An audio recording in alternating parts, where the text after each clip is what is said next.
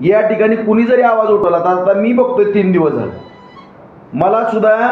ह्यांनी सेटिंग अशी फिट करून ठेवलेली आहे, सगळा IT सेल किंवा सोशल मीडिया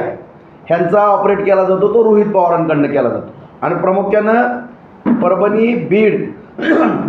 बीड, जालना, हिंगोली ह्या टापूमध्ये जास्त मीडिया, जालनामध्ये ह्याचं केंद्रबिंदू आहे असं आम्ही पण शोधून काढलं आहे. कारण आम्हाला पण काही माहिती पूर्ण मिळणारी त्या ठिकाणची माणसं या ठिकाणी मला भेटून गेले आणि त्या ठिकाणी सोशल मीडियावरती कमेंट टाकायच्या, तुमच्याच आंदोलनाला फार रिस्पॉन्स मिळतो असं दाखवायचं, सगळं रोहित पवार ह्याचं मेंटेन त्या ठिकाणी केलं जातं आहे. परत जर कुणी बोललं ह्यांचं काय ह्यांना प्रश्न विचारला, लगे फोन चालू करायचे त्या व्यक्तीला,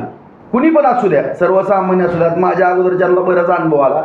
फोन करायचा, अरे तुरे बोलायचं, कुठंतरी शिवीगाळी करायचं, ही तुम्ही माझ्या पत्रकार बांधवाला मी